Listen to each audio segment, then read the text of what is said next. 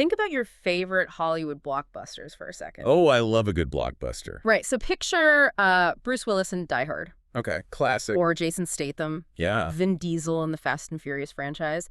Or even Patrick Stewart's iconic Professor X in X-Men. Oh, yeah. What do they all have in common? Well, aside from saving the world on a regular basis, they are all completely unapologetically bald. That is very true.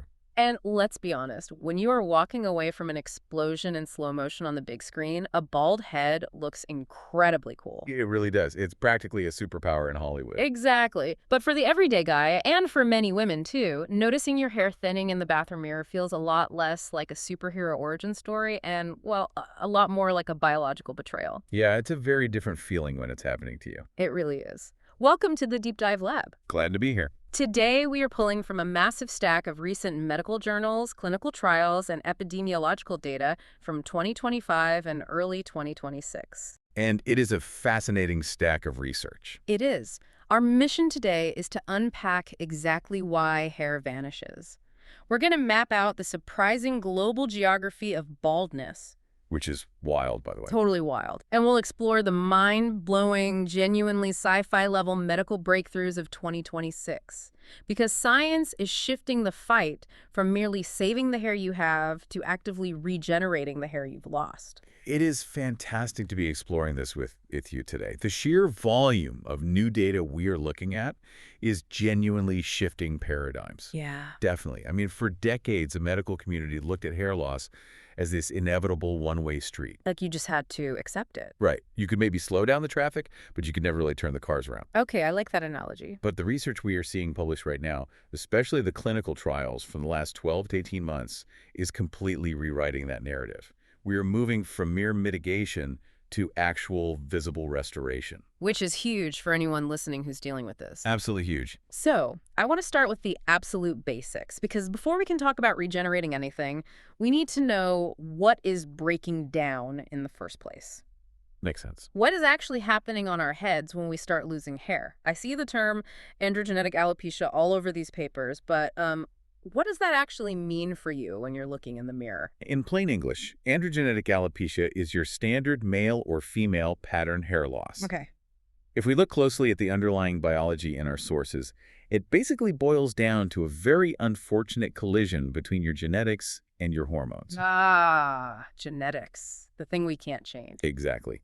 And specifically, the main culprit is a hormone called dihydrotestosterone, which we will just refer to as DHT. DHT. Got it. Right. DHT is a highly potent derivative of testosterone. Wait, so is DHT just circulating and attacking hair all over the body? Because that seems counterintuitive. Guys with a lot of body hair often lose the hair on their heads. Yeah, that is the great paradox of DHT. It does not cause hair loss everywhere. It specifically targets genetically susceptible hair follicles on the scalp. Just the scalp. Just the scalp. To really visualize this, let's imagine your scalp as a garden. Okay, a garden. I'm with you. The hair follicles are the little terracotta pots that your plants grow in. Right. Under normal, healthy conditions, your hair goes through a growth phase called the anagen phase, which lasts for years. Your plants are thriving in their pots. But then DHT enters the garden. Precisely. If you drew the short straw in the genetic lottery, DHT acts like a slow-creeping, highly aggressive weed. Oh, man. It wraps around the terracotta pot and gradually squeezes the soil. It squeezes. Literally. Over successive hair cycles, that pot shrinks. This is a biological process called follicular miniaturization. Miniaturization. That sounds exactly like what it is. Exactly. As the follicle shrinks, that long growth phase gets shorter and shorter.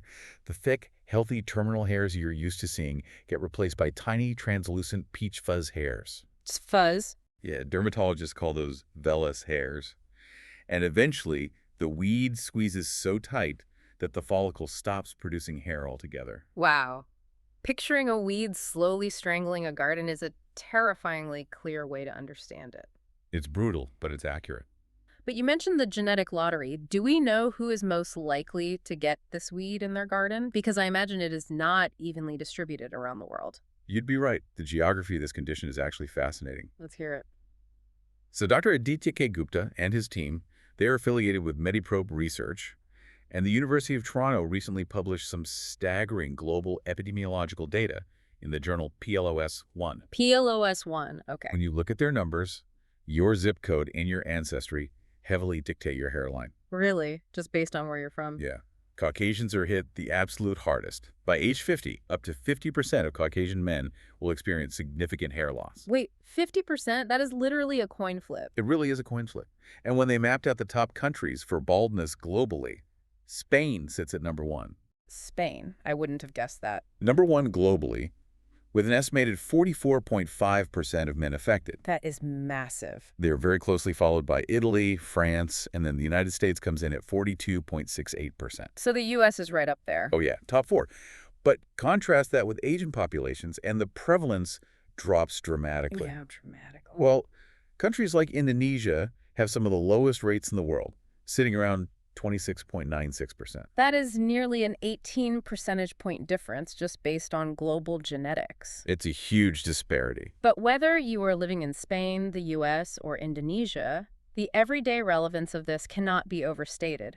Think about your own morning routine. Exactly. If you are noticing more hair in the shower drain or your hairline looking different in the rearview mirror on the way to work, it changes your day. It completely shifts your mood. It is dismissed so often by people who don't have it as just a cosmetic issue or, just vanity.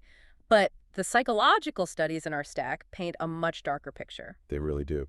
Hair loss is strongly linked to clinical anxiety, lowered self-esteem, and a profound sense of feeling older than you actually are. Because it creates a fundamental shift in how you perceive your own identity. Yeah. When you look in the mirror and the person looking back does not match the youthful image you have of yourself in your head, it creates a real psychological dissonance. That's a great way to put it. Psychological dissonance. Finding effective, accessible treatments has been a massive priority in the dermatological field, precisely because that emotional toll is so heavy. Which brings us to the treatments. Keeping with our garden analogy, if DHT is the weed, how have we historically tried to save the plants? Well, the two big names you'll always hear are Minoxidil and Finasteride. Right, I've seen those names everywhere. Those are the long-standing, FDA-approved heavyweights. Minoxidil acts like a chemical fertilizer. Okay, fertilizer. It opens up potassium channels, increases blood flow to the scalp, and forces the hair into that active growth phase. And what about finasteride? Finasteride, on the other hand, is the shield. It blocks the enzyme that converts testosterone into DHT in the first place, effectively stopping the weed from growing. So we have a fertilizer and a weed blocker. That sounds like a perfect solution. Why is everyone still searching for a cure if we already have those tools? That's the catch. The hurdle is not whether they work in a lab. The hurdle is human behavior. We get lazy. Exactly. Outside of a strictly monitored clinical trial, we run into what's called treatment fatigue. Treatment fatigue. Yeah. Applying a messy, sticky, topical minoxidil solution to your scalp twice a day, every single day, is exhausting. I can imagine. Imagine your morning rush, and now add applying a serum to your scalp while trying not to ruin your hair before work. Right, you just look greasy all day. Add to that the requirement of taking a separate daily prescription pill, and patients simply give up. They just stop doing it. Compliance drops, and the moment you stop the treatment, the weeds come roaring back. That makes perfect sense. People just get tired of the routine. Completely understandable. But looking through our sources, there is a breakthrough study from 2025 that seems to tackle this exact problem. Can you break down what the researchers found? Yes, this is a retrospective service evaluation published in the journal Curious. Curious. The research was led by Hans Johnson, David Huang, Ashley K. Clift, and their colleagues, a team affiliated with Menwell Ltd., the University of Bristol, and Imperial College London. Solid credentials. Very solid. They evaluated a completely new approach to patient compliance, which is an all-in-one daily pill. All in one, meaning both drugs. Exactly. They combined a very low dose of oral minoxidil, just 2.5 milligrams, with the standard 1 milligram of finasteride into a single capsule. So just one pill a day. Right. The goal was to eliminate the messy topical application entirely. Wait, I have to play devil's advocate here for a second. Go for it. Taking minoxidil orally, isn't that originally a blood pressure medication? It is. So if I am taking a systemic pill to grow hair, am I not just trading a sticky scalp for potential heart side effects? That is the exact concern the researchers had to navigate. It's a very valid question. So how did they get around it? The key here is the dosage. At 2.5 milligrams, oral minoxidil is considered a microdose compared to its historical cardiovascular use. Oh, so it's a tiny fraction. Yes. The Curious study found that at this low dose, The safety profile was excellent, and the side effects were minimal and generally mild. That's a relief. And the efficacy results were honestly incredible. Let's hear the numbers. They evaluated 502 men over a 12-month period, Okay. and a staggering 92.4% either stabilized or actively improved their hair density. 92.4%. Yes, just by taking one hyperconvenient pill a day. That is a massive success rate. But looking at the data, the part that really jumped out to me was who responded the best. Of the advanced cases. Yeah. I'm looking at the results for the guys with the most severe baldness, what the clinical world calls Norwood stage 6 and 7. Right. I always thought that was a lost cause. Did this pill actually do anything for them, or are we just talking about a microscope detecting some invisible fuzz? That is the absolute twist in this data, and it completely shatters a long-held medical myth. Really? Yes. For decades, the dogma in dermatology was that once a patient reaches Norwood 6 or 7, the follicles are entirely dead. Like completely gone. Gone, replaced by scar tissue, and completely beyond the reach of medication. The assumption was that surgical transplants were the only option left. But the Curious study says otherwise. It proved that old dogma wrong. The patients with the most severe baldness actually showed massive clinically significant improvements. The study mentions an effect size approaching a Cohen's d of 1.0. For those of us who aren't statisticians, what does that actually look like in the real world? In clinical terms, an effect size of 1.0 means this is not just a minor mathematical variance that only a doctor can see. So it's obvious to anyone. Very obvious. Yeah. This is the guy going from having shiny bald spots to needing a comb again. It is highly noticeable. That is wild. What this proves is that even in advanced stages of baldness, many of those miniaturized follicles in the garden are not actually dead. They're just sleeping. They are deeply, deeply dormant. By removing the DHT weed systemically and providing a strong oral fertilizer simultaneously, they were able to wake those seeds up. That has to be so validating for anyone listening who thought they were simply too far gone to try medication. It gives a lot of hope.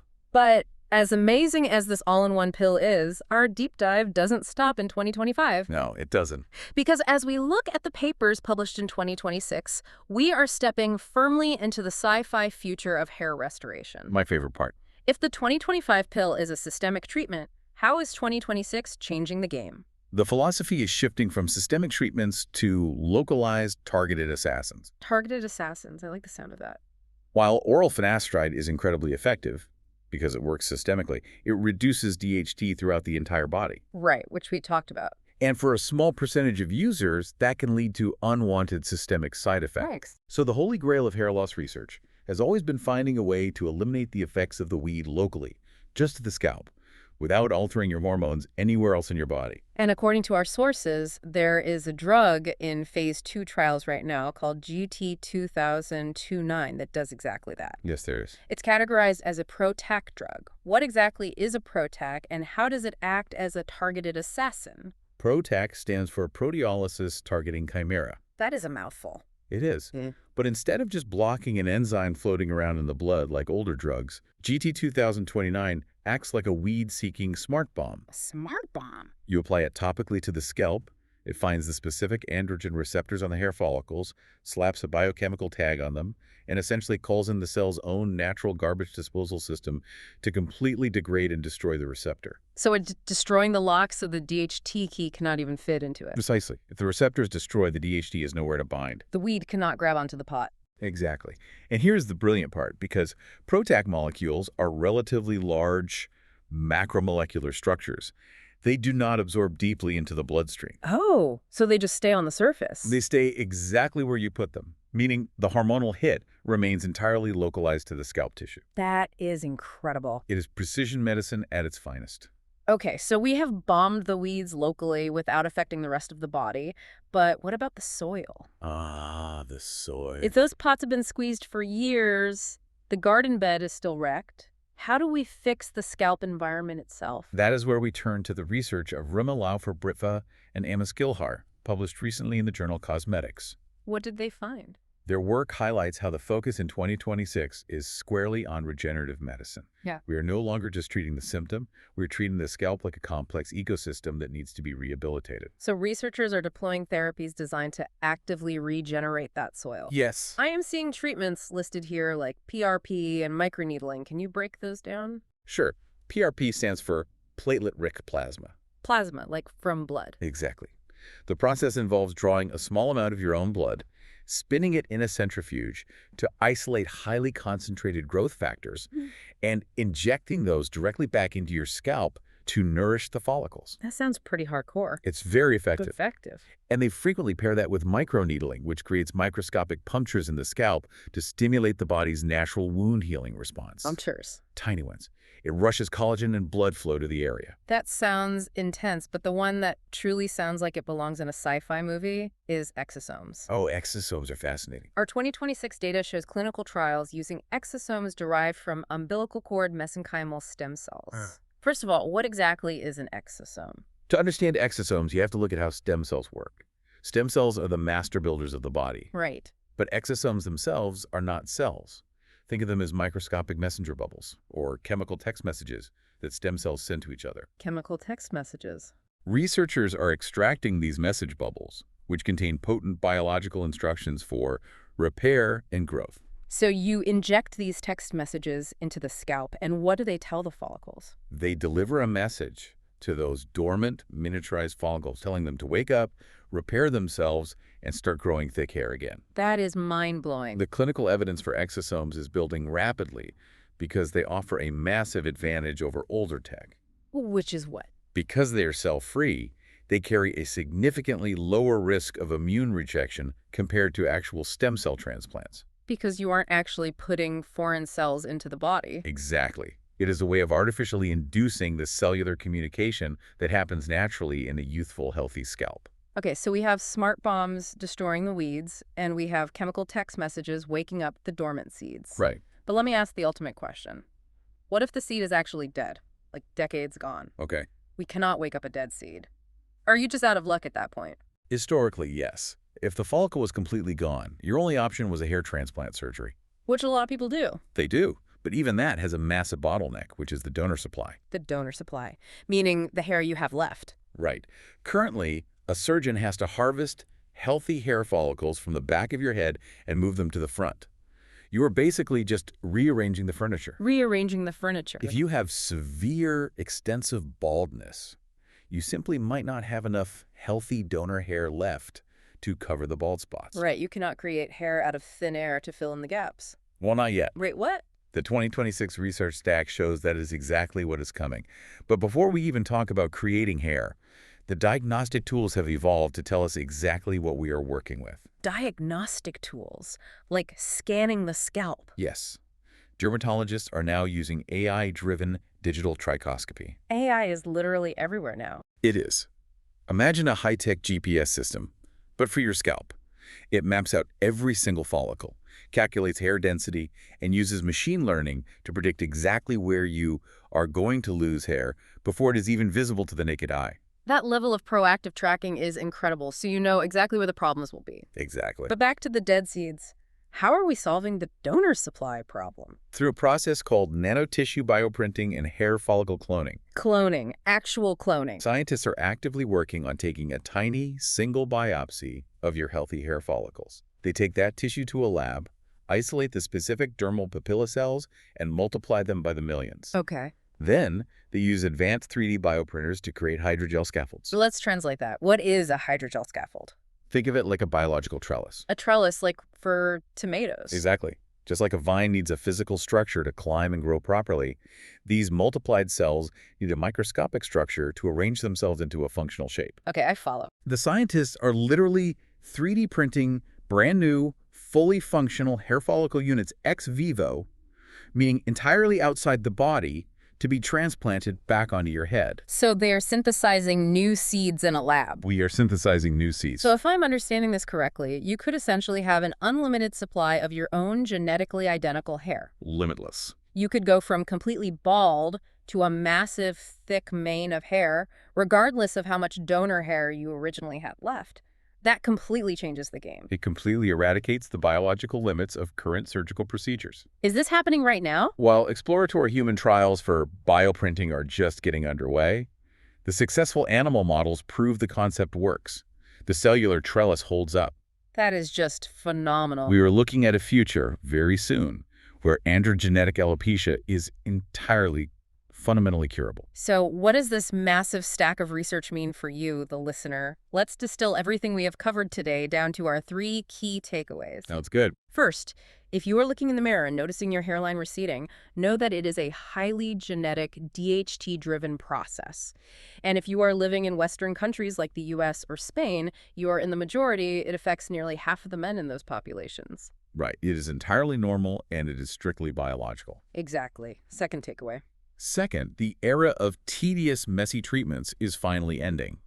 We have hyper-convenient solutions like the combined all-in-one oral pill. And as the recent Curious data definitively proves, combining low-dose minoxidil and finasteride can stabilize and significantly reverse hair loss, even if you are in the most severe advanced stages of baldness. The myth of the dead follicle is busted. You are not a lost cause. And third, the year 2026 is marking a massive paradigm shift in how we approach this. We are moving away from simply pumping the brakes on hair loss. Using sci-fi tools like chemical text messages from exosomes, weed-seeking Protex smart bombs, and the dawn of 3D bioprinting, the medical community is actively learning how to regenerate the scalp ecosystem. The big picture takeaway from all of this literature is a profound shift in perspective. Definitely. For decades, pattern baldness was viewed as an inevitable cosmetic tragedy, something you just had to accept as part of aging. Today, the science is telling us to view it as a completely manageable and increasingly reversible biological process. We have officially entered the era of precision regenerative hair medicine. It is an absolutely incredible time for medical science, and we are so glad you joined us in the Deep Dive Lab today to explore it. It's been a great discussion. If you enjoyed unpacking this research with us, please make sure to subscribe to the channel so you never miss an exploration into the topics shaping our world. But before we sign off, there is a fascinating sociological question that arises from all of this technology. Something for you to ponder as you go about your day. Let's hear it. Imagine a world, maybe just 10 or 15 years from now, where hair cloning and 3D bioprinting become so cheap, so perfect, and so accessible that literally anyone can have a thick, full head of hair with a quick outpatient visit. Okay, I'm imagining it. If having a perfect hairline requires zero genetic luck and just a bit of science, how will that change our societal beauty standards? Oh, wow. Will sporting a completely bald head actually flip from being a biological inevitability into a rare, intentional, and highly fashionable choice? Now that is a truly fascinating thought to leave on. Thanks for joining us in the lab, and we will catch you on the next Deep Dive.